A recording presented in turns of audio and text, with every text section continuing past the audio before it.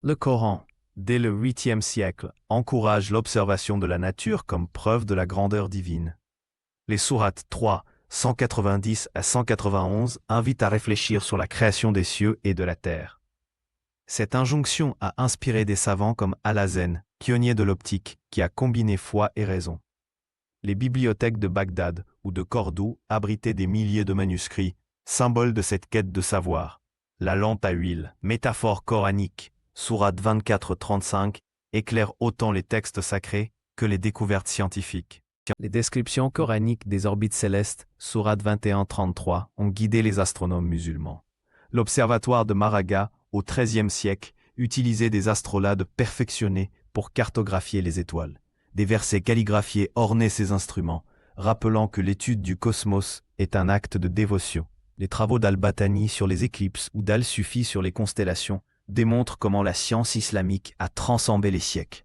Ces découvertes, combinant calcul mathématique et foi, ont révolutionné l'astronomie médiévale. Le Coran décrit la formation de l'embryon, sourate 23, 12 à 14, avec une précision remarquable pour l'époque.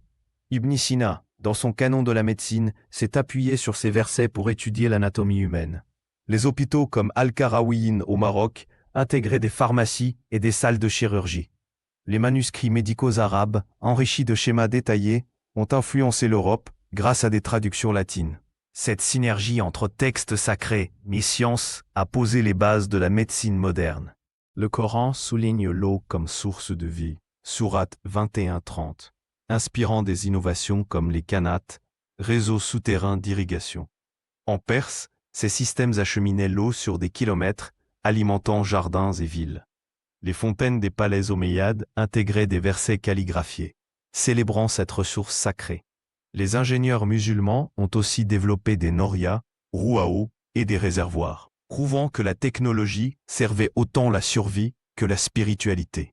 La géométrie sacrée du Coran, sourate 55, a inspiré Al-Kharizmi, père de l'algèbre. Ses travaux sur les équations quadratiques utilisaient des preuves visuelles, fusionnant art et science. Les mosaïques de l'Alhambra, basées sur des motifs mathématiques infinis, reflètent cette quête d'harmonie. Les chiffres arabes incluant le zéro ont révolutionné les calculs astronomiques et commerciaux. Ces avancées montrent comment la foi islamique a cultivé une vision unifiée du cosmos à travers les nombres. Les universités comme Al-Azhar au Caire ont préservé et diffusé le savoir islamique. Les étudiants y copiaient des textes scientifiques, souvent accompagnés de commentaires coraniques. Les routes commerciales ont permis aux travaux d'Avicenne ou d'Averroès d'atteindre l'Europe, alimentant la Renaissance.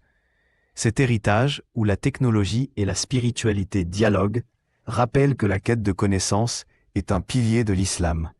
Aujourd'hui, ces manuscrits témoignent d'un âge d'or où science et foi étaient indissociables.